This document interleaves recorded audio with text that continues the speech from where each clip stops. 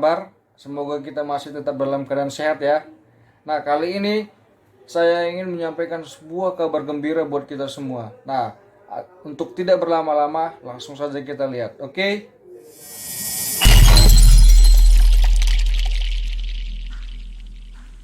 Teman-teman, silakan saksikan video ini sampai habis ya. Dan semoga kita semua bisa terberkati. Karena ini adalah sebuah kabar baik untuk kita semua. Nah, ini adalah satu hal yang pasti ya teman-teman. Siapapun orangnya, cepat atau lambat, tidak peduli apapun status sosialnya, pasti akan mengalami kematian pada waktunya masing-masing. Dan ketika setiap orang mengalami kematian, sudah pasti akan diperhadapkan hanya pada dua hal. Akan mengalami kehidupan kekal di surga, atau akan mengalami kematian kekal dan dihukum selama-lamanya di dalam neraka. Dan mengenai soal kepastian keselamatan itu ada. Ini bukan sekedar mudah-mudahan, tapi yakin masuk surga itu bisa dipastikan. Bagaimana caranya? Mari kita bahas. Kenapa yakin masuk surga itu bisa dipastikan? Karena keselamatan itu merupakan anugerah atau pemberian dari Tuhan yang diberikan secara gratis kepada manusia. Dalam arti, keselamatan atau masuk dalam kerajaan surga itu didapatkan bukan karena seberapa besar usaha manusia. Ini bukan karena perbuatan baik yang kita lakukan, atau juga bukan karena seberapa kudusnya hidup kita. Tapi masuk surga itu adalah kasih karunia dari Tuhan, atau anugerah yang diberikan secara gratis. Mari kita lihat Efesus 2 ayat 8-9. Sebab karena kasih karunia kamu selamatkan oleh iman. Itu bukan hasil usahamu, tetapi pemberian Allah. Itu bukan hasil pekerjaanmu. Jangan ada orang yang memegahkan diri. Jadi sangat jelas ya guys, bahwa keselamatan itu adalah berasal dari kasih karunia atau anugerah. Dan jelas dikatakan itu bukan hasil pekerjaanmu. Tapi yang jadi penghalang bagi kita untuk menerima anugerah itu adalah dosa kita. Seperti yang dikatakan di Roma 3 ayat 23. Karena semua orang telah berbuat dosa dan telah kehilangan kemuliaan Allah. Apa yang disampaikan oleh Rasul Paulus pada Roma 3 ayat 23 tersebut menunjukkan bagaimana kondisi manusia yang telah jatuh ke dalam dosa dan telah kehilangan kemuliaan Allah. Maksudnya adalah sebuah kondisi di mana manusia tidak lagi memiliki sebuah relasi yang baik dengan Allah. Sehingga dosa tersebutlah yang mengakibatkan saudara dan saya terpisah dari Allah. Seperti yang dikatakan pada Yesaya 59 ayat 2. Tetapi yang merupakan pemisah antara kamu dan Allahmu ialah segala kejahatanmu. Dan yang membuat dia menyembunyikan diri terhadap kamu sehingga tidak mendengar ialah segala dosamu.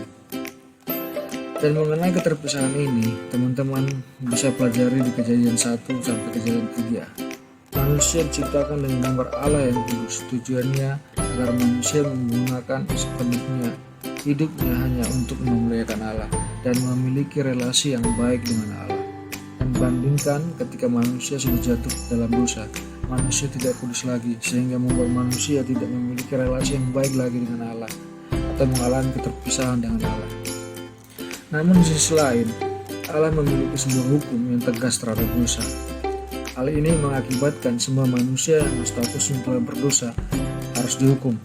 Paulus mengatakan dalam Roma 6 ayat 23, upah dosa adalah maut. Jadi maut yang dimaksud di sini bukanlah berbicara mengenai kematian sementara, tetapi ini adalah kematian kekal atau hukuman di dalam neraka. Sehingga semua manusia tanpa terkecuali sudah berada di bawah tuntutan hukum tersebut. Banyak orang berpikiran untuk bisa lepas dari hukum Tuhan, dari maut atau neraka, yaitu menebusnya dengan cara mengumpulkan perbuatan baik sebanyak-banyaknya. Misalnya bersedekah, tidak berbohong, melakukan wisata rohani, dan lain sebagainya. Alkitab dengan tegas mengatakan tidak ada jenis usaha apapun itu yang bisa kita lakukan untuk dapat mencapai Tuhan walau dengan berbagai perbuatan baik sekalipun. Karena nggak bisa ya guys, ketika ada seorang terbukti melakukan pelanggaran lalu lintas dan saat ditindak oleh Pak Polisi, si pelanggar lalu lintas tersebut menolak untuk dikenakan sanksi sesuai dengan peraturan yang berlaku dengan alasan karena dia baru saja beramal memberi anak yatim makan, dan bulan lalu dia baru pulang dari Yerusalem melakukan wisata rohani, dan tadi malam membantu bapaknya mengerjakan pekerjaan di rumah. Nah, tentu saja semua kebaikan yang dia beberkan kepada polisi tidak ada sangkut pautnya mengenai selamatnya dia dari tuntutan hukum akibat melanggar peraturan lalu lintas. Maka dalam hal ini tetap harus ditindak sesuai dengan peraturan yang berlaku. Dan ketika Tuhan tahu kita berada pada kondisi di mana kita tidak mampu mencapai Dia dengan usaha sendiri, maka apa yang akan Tuhan lakukan bagi kita? Kabar baiknya adalah Tuhan kita adalah kasih. Dalam 1 Yohanes 4 ayat 8 dikatakan, barang siapa tidak mengasihi, ia tidak mengenal Allah, sebab Allah adalah kasih. Dan kasihnya itu dibuktikan di dalam Yohanes 3 ayat 16. Karena begitu besar kasih Allah akan dunia ini, sehingga ia telah mengaruniakan anaknya yang tunggal, supaya setiap orang yang percaya kepadanya tidak binasa, melainkan beroleh hidup yang kekal. Yesus telah mati di kayu salib, menanggung hukuman karena dosa kita, dan semuanya justru ditimpakan kepadanya. Maka dengan pengorbanan Yesus di kayu salib, ini menjadi solusi atas hukuman kita dari dosa. Dan salib Yesuslah yang menjadi jalan satu-satunya bagi kita untuk bertemu dengan Allah. Seperti yang dikatakan Yesus di Yohanes 14 ayat 6. Kata Yesus kepadanya, "Akulah jalan dan kebenaran dan hidup. Tidak ada seorang pun yang datang kepada Bapa kalau tidak melalui aku." Jadi jelas ya teman-teman, di sini clear bahwa keselamatan itu murni hanya anugerah. Anugerah yang telah mengubah status kita dari orang hukuman menjadi orang yang merdeka.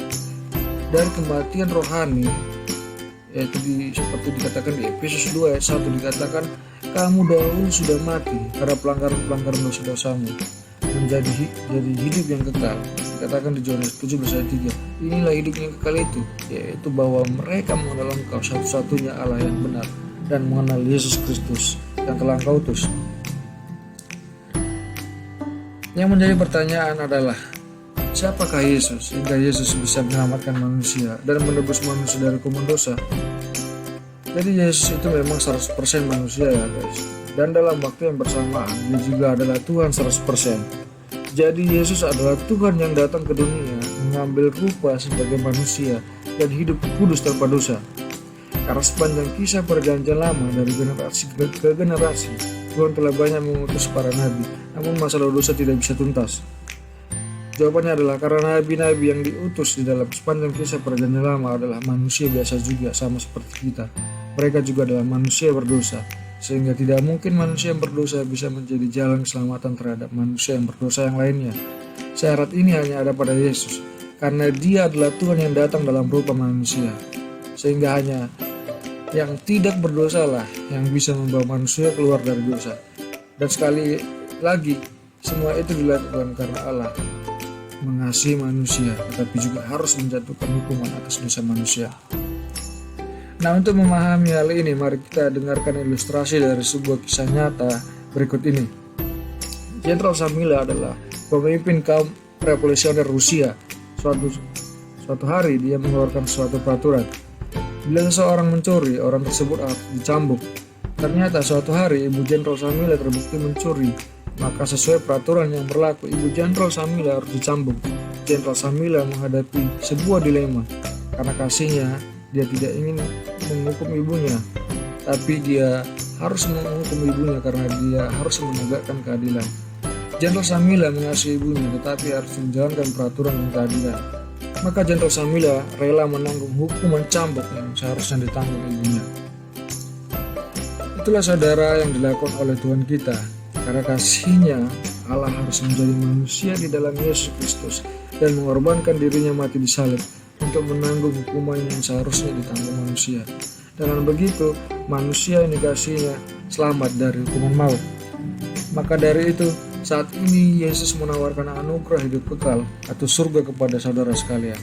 Maka saudara benar-benar menerimanya, maka saudara menerima hidup kekal itu. Caranya, percaya kepada Tuhan Yesus. Bila saudara percaya kepadanya, Dia akan menyelamatkan saudara dari hukuman maut yang seharusnya saudara tanggung. Arti percaya atau beriman kepada Yesus adalah menyerahkan hidup pada Yesus serta mengakui dan mengandalkan Dia sebagai juru selamat dan sebagai Tuhan yang akan memimpin hidup saudara.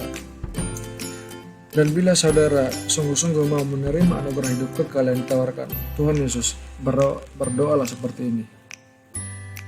Tuhan Yesus, aku adalah orang berdosa dan layak dihukum. Tuhan, ampunilah dosa-dosaku. Tuhan, aku percaya Engkau mengasihiku dan sudah mati di salib untuk menanggung hukuman karena dosa-dosaku. Tuhan Yesus, sekarang aku percaya Engkaulah Juru Selamat dan Tuhan hidupku.